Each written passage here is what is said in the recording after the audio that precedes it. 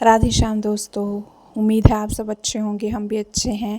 लेकिन बांग्लादेश में जो तख्ता पलट चुका है, वहाँ पर जो कंडीशन अभी बहुत ख़राब हो चुकी है। वो जो वहाँ की जो पीएम है वो सुरक्षित नहीं है। वहाँ से वो भाग निकली हैं अपने देश से। उन्होंने न केवल इस्तीफ़ा दिया अपने पद से, बल्कि वहाँ से वो भाग चुकी हैं।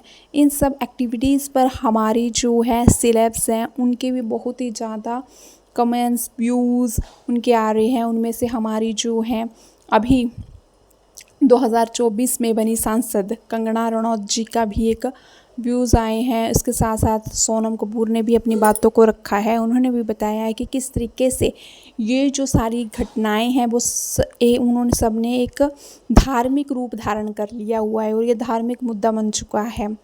कंगना रनौत ने बोला है कि ऐसा सिर्फ हमारा जो भारत देश ही है, जो कि एक बहुत सभी बोलते थे कि जय श्री राम क्या होगा जय श्री राम से। तो उसने बोला है कि जय श्री राम से देखो क्या हो रहा है। एक देश की पीएम को अपने आप को छुपाने के लिए, सहारा लेने के लिए हमारे देश में आना पड़ रहा है। इससे बड़ी बात क्या हो सकती है। उसने बोला है कि जय श्री राम का इससे बड़ा सबूत और कुछ नहीं मिल सकता है। क्यों हम इस देश भारत हमारी आसपास के सभी इस्लामिक गणराज्य की मूल मातृभूमि है। हम सम्मानित और खुश हैं कि बांग्लादेश की माननीय प्रधानमंत्री भारत में सुरक्षित महसूस कर रही है। लेकिन भारत में रहने वाले सभी लोग पूछ रहे हैं कि हिंदू राष्ट्र क्यों है, राम राज्य क्यों है। मुस्लिम देशों में कोई सुरक्षित नहीं है, यहाँ तक कि खुद मुसलमान भी नहीं। अफ़गानिस्तान, पाकिस्तान, बांग्लादेश और ब्रिटेन में जो कुछ भी हो रहा है वो दुर्भाग्यपूर्ण है। हम भाग्यशाली हैं कि हम राम राज्य में रह रहे हैं। जय श्री राम। इसी पर सोनम कपूर ने भी अपने व्यूज़ रखे हुए हैं। उसने भी इंस्टाग्राम पर अपने एक पोस्ट की है और उसमें उसने लिखा है, this is horrible, let's all pray for Bangladeshi people. Sonam Kapoor ने लिखा हुआ है कि हम सभी को बांग्लादेश के लिए प्रे करनी चाहिए। और बांग्लादेश के इस समय हालात इतने ख़राब हैं जिसके 1 मिनट की 1 सेकंड की अपडेट्स हमारे पीएम नरेंद्र मोदी जी को आ रही है। लेकिन सभी ने अपना अपना व्यूज़ रखा हुआ है कि हम जो है भाग्यशाली हैं कि हम इंडिया में जो है इस समय रह रहे हैं, क्योंकि हमारी जो साथ में लगती पड़ोसी राज्य हैं, पड़ोसी देश हैं, वहाँ पर जो इस्लामिक लोग रह रहे हैं उनकी कंडीशन बहुत ख़राब है। ना तो इस्लामिक ढंग से रह पा रहे हैं, ना हिंदुओं का तो हालात इतने बुरे कर दिए हुए हैं कि वो अपना देश ही छोड़कर भागने पर मजबूर हो चुके हैं। तो हम लकी हैं कि हम इंडिया में रह रहे हैं। इसके साथ साथ ही बांग्लादेश में आतंकियों ने बहुत ही बुरा हाल कर दिया हुआ है। वहाँ की जो जेलों में जितने भी लोग जो जेलों में थे, कैदी थे, उन्होंने अपनी जेलों से वो वहाँ से फ़रार हो चुके हैं। और बांग्लादेश में इस समय जो आतंकवाद है उसने अपनी एक लिमिट जो है वो क्रॉस कर दी है। कौन बचाएगा, क्योंकि वहाँ पर कई नेताओं को जिंदा जलाया जा रहा है, जो बच्चे हैं तोड़ दिया गया है, हिंदुओं के घरों को चुन कर निशाना बनाया जा रहा है। और बांग्लादेश में जेल तोड़कर भागे हुए 500 से ज्यादा कैदी और आतंकी जेल से फरार होने के बाद हिंदुओं पर हमले कर रहे हैं। जेल तोड़कर भागे हैं खतरनाक आतंकी, शेरपुर जेल से भागे, हथियार लेकर के भागे हैं। चटगांव में 6 पुलिस थानों को आग के हवाले भी कर दिया गया है। 500 से अधिक कैदियों ने थाना लूटा, आग के हवाले कर दिया। पुलिस स्टेशन में आगजनी की है। अवामी लीग के नेताओं पर भी अटैक कर रहे हैं, लगातार हिंदुओं पर हमले कर रहे हैं। ये फरार आतंकी 518 की संख्या इनकी बताई जा रही थी, जिसमें से 1520 की संख्या में खतरनाक आतंकी जिनके पास खतरनाक हथियार भी मौजूद है। और अब हिंदुओं पर अटैक करना इन्होंने शुरू कर दिया है। जेल से फरार हुए कैदियों ने कोहराम मचा दिया है, थानों को लूट लिया, वहां से बंदूकें ले ली और हिंदुओं के परिवारों को निशाना बनाया जा रहा है और मंदिरों को टारगेट किया जा रहा है। बांग्लादेश की स्थिति काफी विस्फोटक और खास तौर पर वहां रह रहे जो हिंदू हैं वो अपनी जान की फिक्र कर रहे हैं, क्योंकि उनके घरों पर निशाना साधा जा रहा है। दरअसल इसके पूरे पीछे कट्टरपंथी संगठन जमाते इस्लामी का हाथ बताया जा रहा है। वो जमाते इस्लामी जिसने आरक्षण के खिलाफ आंदोलन को पूरी तरह से मजहबी रंग दिया और जिस तरह से शेख हसीना को भागना पड़ा सरकार छोड़ करके, उसके बाद अब पूरे बांग्लादेश पर ऐसा लग रहा है इस्लामिक कट्टरपंथियों का राज हो गया है।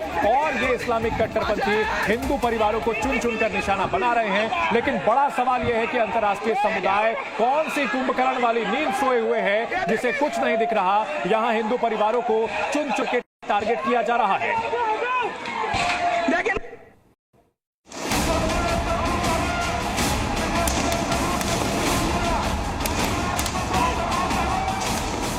बांग्लादेश में हंगामे और अराजकता के बीच एक तस्वीर वो भी थी जो कि चिंता बढ़ाने वाली है। बांग्लादेश की सड़कों पर कल जब लाखों की भीड़ सड़कों पर निकली, लूटपाट हुई, तो निशाने पर वहां की जेल भी आई। वो जेल जिसमें आतंकी भी बंद थे। ये जेल थी बांग्लादेश की शेरपुर जेल, जहां बदमाश डंडे लेकर जेल में घुस गए और 518 कैदी फरार हो गए। शेरपुर डिप्टी कमिश्नर के मुताबिक कल शाम 4:30 से 5:30 के बीच यह हमला किया गया। जेल के एक हिस्से में आग लगा दी गई और फिर कैदियों को फरार करवाया गया। इसका वीडियो भी सामने आया। देखिए किस तरह अपराधियों से भरी रहने वाली ये जेल अब खाली पड़ी है। बाइक में आग लगी है। जेल का एक हिस्सा जल रहा है। हाथ में लाठी डंडे लिए लोग जेल के बाहर बाद में भी मौजूद थे। जेल के दरवाजे खुले पड़े हैं। इस लूट में बदमाश जेल में मौजूद कई हथियार भी लूट कर ले गए और साथ ही कई सामान भी ले जाते दिखे। जेल से भागने के बाद इन अपराधियों ने लूटपाट भी शुरू कर दी। चटगांव में कम से कम 6 पुलिस स्टेशंस को जला दिया गया। थानों में लूटपाट भी की गई। इतना ही नहीं, अवामी लीग के नेताओं, कार्यकर्ताओं और अधिकारियों के घरों को भी निशाना बनाया गया। जेल से फरार कैदियों में 20 खूंखार आतंकी भी शामिल थे। इसमें जमात उल मुजाहिदीन का आतंकी भी था। ब्यूरो रिपोर्ट, जी मीडिया। तो आप स्थितियां देख रहे हैं बांग्लादेश की और इसी पर लगातार हमारी बड़ी कवरेज लगातार जी न्यूज पर जारी है। हमारे साथ खास मेहमान जुड़े हुए हैं। ग्राउंड जीरो से हमारे तमाम सहयोगी जुड़े हुए हैं। हमारे साथ ग्रुप कैप्टन यूके देवनाथ जी जुड़े हुए हैं। डॉक्टर मनन द्विवेदी जी हैं, इंटरनेशनल मैटर के एक्सपर्ट हैं, और साथ ही कर्नल शालिंद्र सिंह जी भी हमारे साथ जुड़ गए। आप सभी का बहुत स्वागत है। साथ ही तमाम सहयोगी हमारे साथ जुड़े हुए हैं। नारायण राव, वरुण, अंजलि और रविंद्र जी भी हमारे साथ जुड़े हुए हैं। नारायण, सबसे पहला रुख मैं आपका करूंगी। बताएं कि अभी बॉर्डर पर क्या स्थिति है। बांग्लादेश बॉर्डर से आप लगातार हमें अपडेट दे रहे हैं।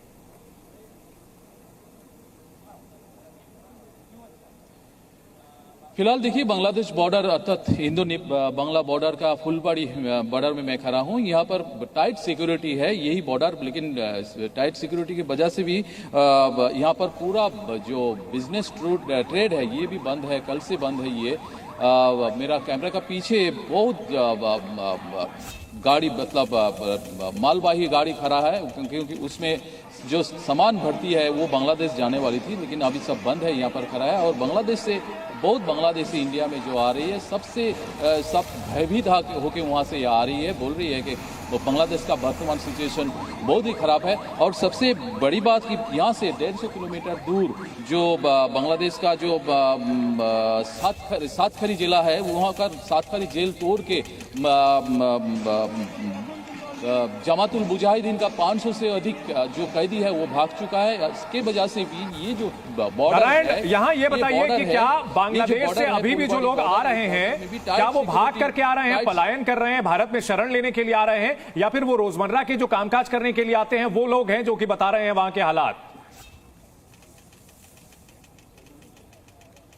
नहीं, अभी तक जो आ रही है, जो रोज आती है यहाँ पर ट्रीटमेंट के लिए, वो सभी आ रही है। लेकिन फिलहाल जो सिचुएशन है वही हम लोग का कैमरे के सामने बता रही है। और इंडिया में जो बांग्लादेशी जो ट्रीटमेंट के लिए आए थे वो भी जा रही है बांग्लादेश में। सब भयभीत होकर जा रही है, सोच रही है कि जाने के बाद में क्या होगा उन लोग का आश्चर्य, क्योंकि वर्तमान जो सिचुएशन है वो इसको लेके भयभीत है। सब जो बांग्लादेश से या इंडिया से जो जा रही है, आ रही है, सब ट्रीटमेंट के लिए आई थी, कोई बिजनेस के लिए आ रही थी, वो जा रही है, यही बोल रहा था। लेकिन बाकी इसी के विषय में जो बांग्लादेशी जो है वो भयभीत है, वो रो भी रही है।